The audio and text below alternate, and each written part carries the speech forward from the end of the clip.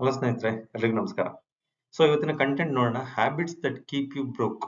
ನಿಮ್ಮನ್ನು ಬಿಡಿಸುವ ಅಭ್ಯಾಸಗಳು. ಅದೇ ಅಭ್ಯಾಸಗಳು ಯಾವ್ದಿದೆ ಅಂತ ನೋಡೋಣ. ಈ ಅಭ್ಯಾಸಗಳು ನೀವು ನಿರಂತರವಾಗಿ ನೀವು ರೂಢಿ ಮಾಡ್ಕೊಂತ ಹೋದ್ರೆ ನಿಮ್ಮಲ್ಲಿರುವಂತ ಹಣ ಖರ್ಚಾಗ್ತಾ ಹೋಗುತ್ತೆ, ಕಡಿಮೆ ಆಗ್ತಾ ಹೋಗುತ್ತೆ.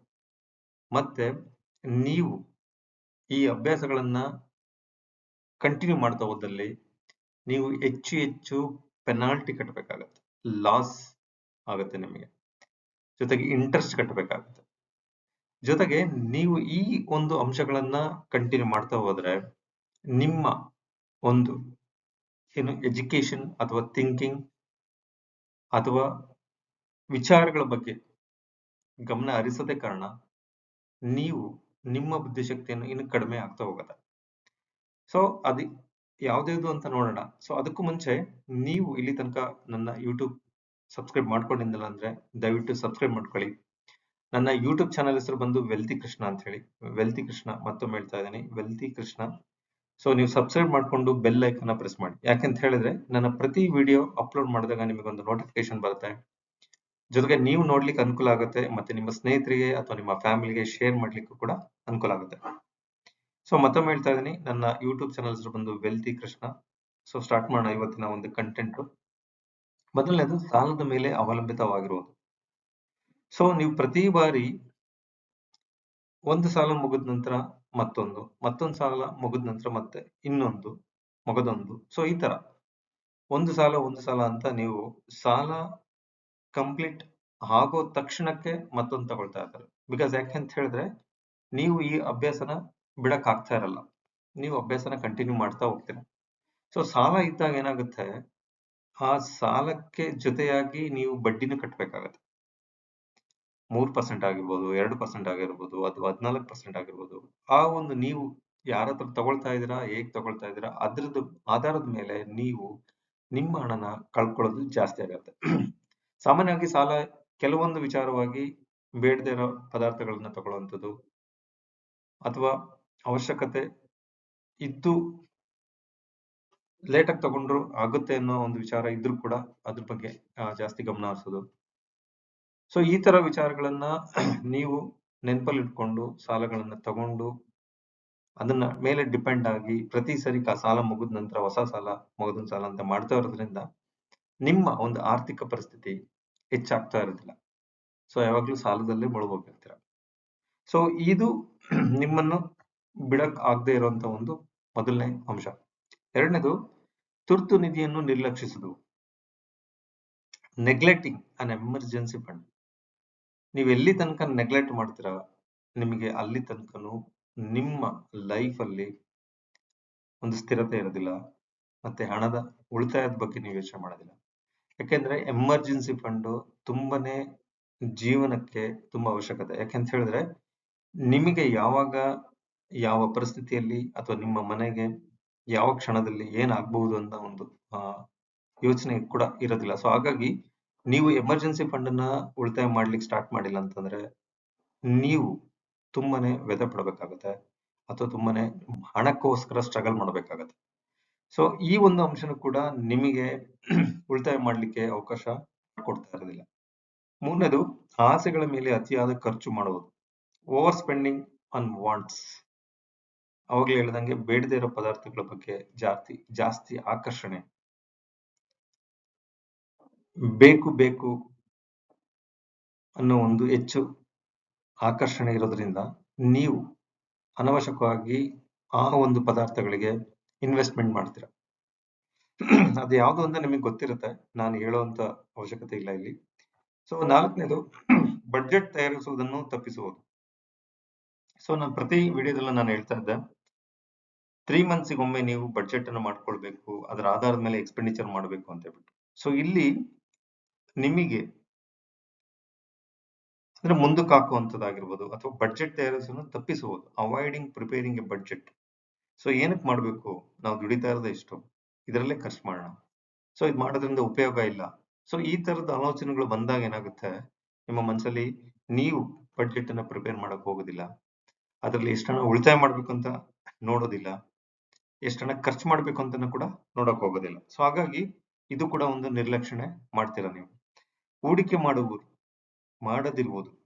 So you are not investing your money to earn the different component.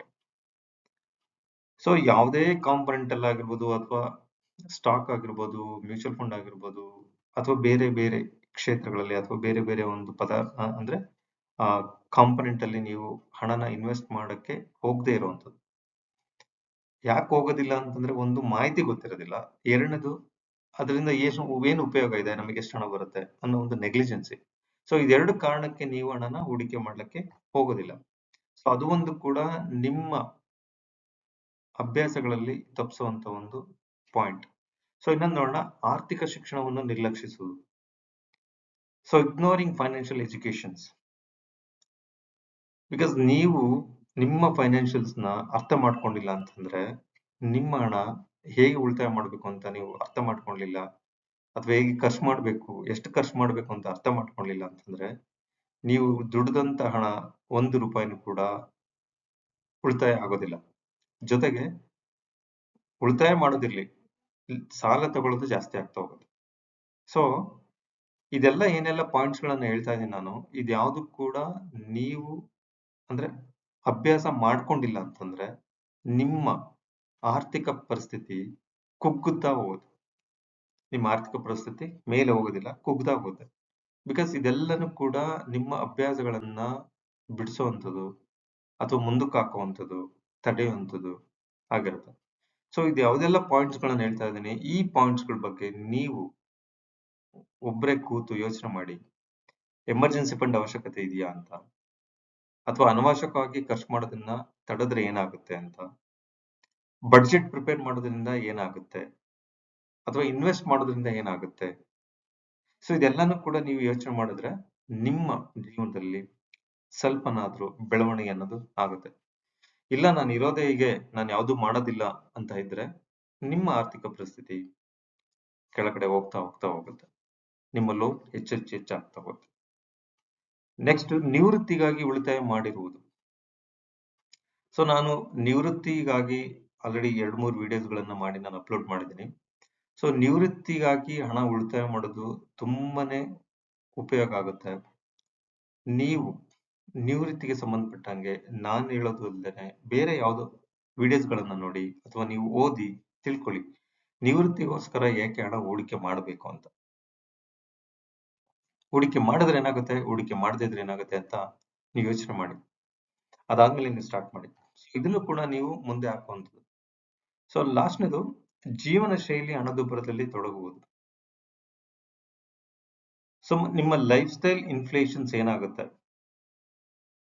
So ಎಲ್ಲೂ ಕೂಡ ನೀವು ಹಣನ ಉಳಿತಾಯ ಮಾಡ್ತಾ ಇಲ್ಲ, ಅಥವಾ ಇನ್ವೆಸ್ಟ್ಮೆಂಟ್ ಆಗ್ತಾ ಇಲ್ಲ, ಅಥವಾ ನಿಮ್ಮ ಹಣಕ್ಕೆ ಸರಿಯಾದ ರೀತಿ ಪ್ರಾಫಿಟ್ ಸಿಗ್ತಾ ಇಲ್ಲ, ಅಥವಾ ನನ್ನ ಹಣದಿಂದ ಯಾವುದೇ ರೀತಿ ಆದಾಯ ಬರ್ತಾ ಇಲ್ಲ, ಸೊ ಹಣಕ್ಕಿಂತ ಹೆಚ್ಚು ಸಾಲ ಆಗ್ತಾ ಇದೆ.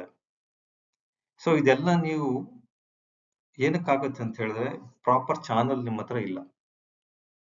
ನನ್ನ ಹತ್ರ ಹಣ 1 ಲಕ್ಷ ಬಂದಿದೆ ಅಂತಂದ್ರೆ, ಆ 1 ಲಕ್ಷ ಹಣ ಏನ್ ಮಾಡಬೇಕು, ಎಷ್ಟು ಹಣ ಉಳಿತಾಯ ಮಾಡಬೇಕು, ಎಷ್ಟು ಲೋನ್ ಕಟ್ಟಬೇಕು, ಎಷ್ಟು ಗ್ರಾಸರಿ ತಗೊಳ್ಬೇಕು, ಎಷ್ಟು ನೀಡ್ಸ್ ಅಂಡ್ ವಾಂಟ್ಸ್ ನಾನು ಖರ್ಚು ಮಾಡಬೇಕು, ಸೊ ನನ್ನ ಎಂಟರ್ಟೈನ್ಮೆಂಟ್ಗೆ ಎಷ್ಟು ಖರ್ಚು ಮಾಡಬೇಕು, ಇನ್ವೆಸ್ಟ್ಮೆಂಟ್ಗೆ ಎಷ್ಟು ಖರ್ಚು ಮಾಡಬೇಕು. ಸೊ ಇದ್ಯಾವುದು ಕೂಡ ನಿಮ್ಮ ಹತ್ರ ಪ್ಲಾನ್ ಇಲ್ಲದೆ ಇರೋದ್ರಿಂದ, ಅಥವಾ ಪ್ಲಾನ್ ಅನ್ನ ಮುಂದಕ್ಕೆ ಹಾಕ್ತಾ ಇರೋದ್ರಿಂದ, ಅಥವಾ ಲೋನ್ ಅನ್ನ ತಗೊಂಡು ಯುಟಿಲೈಸ್ ಮಾಡ್ತಾ ಇರೋದ್ರಿಂದ ಏನಾಗುತ್ತೆ, ನಿಮ್ಮ ಹಣ ಇದ್ದಲ್ಲೇ ಇರುತ್ತೆ, ಅಥವಾ ಲಾಸ್ ಆಗ್ತಾ ಹೋಗುತ್ತೆ, ಅಥವಾ ಇರೋದನ್ನ ನೀವು ಕಳ್ಕೊಳ್ತಾ ಹೋಗ್ತೀರಾ.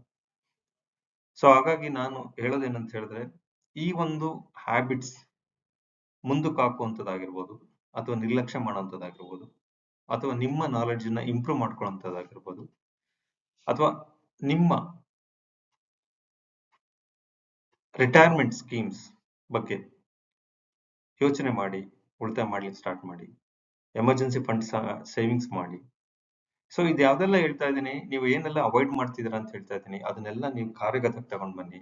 ನಿಮ್ಮ ಫೈನಾನ್ಷಿಯಲ್ಸ್ ಲೈಫ್ ಸೆಕ್ಯೂರ್ ಆಗಿರುತ್ತೆ, ಅಥವಾ ನೀವು ನಿಮ್ಮ ಲೈಫ್ ನ ಎಂಜಾಯ್ ಮಾಡ್ಲಿಕ್ಕೆ ಒಂದು ಅವಕಾಶ ಸಿಗುತ್ತೆ. So thank you friends. ನನ್ನ ಯೂಟ್ಯೂಬ್ ಚಾನಲ್ ಮತ್ತೊಮ್ಮೆ ಹೇಳ್ತಾ ಇದ್ದೀನಿ, ನನ್ನ ಯೂಟ್ಯೂಬ್ ಚಾನಲ್ ಹೆಸರು ಬಂದು ವೆಲ್ತಿ ಕೃಷ್ಣ ಅಂತ ಹೇಳಿ. ಯಾರೆಲ್ಲ ಸಬ್ಸ್ಕ್ರೈಬ್ ಮಾಡ್ಕೊಂಡಿದ್ದೀರಾ ಎಲ್ರಿಗೂ ನಾನು ಥ್ಯಾಂಕ್ಸ್ ಹೇಳಕ್ ಇಷ್ಟಪಡ್ತೀನಿ. ಜೊತೆಗೆ ಮುಂದೆ ಯಾರೆಲ್ಲ ಸಬ್ಸ್ಕ್ರೈಬ್ ಮಾಡ್ಕೊಳ್ತಾ ಇದ್ದೀರಾ ನಾನು ಎಲ್ರಿಗೂ ಥ್ಯಾಂಕ್ಸ್ ಹೇಳ್ತಾ ನನ್ನ ಇವತ್ತಿನ ಒಂದು ಕಂಟೆಂಟ್ ನ ಮುಗಿಸ್ತಾ ಇದ್ದೀನಿ. Thank you very much. Thank you friend.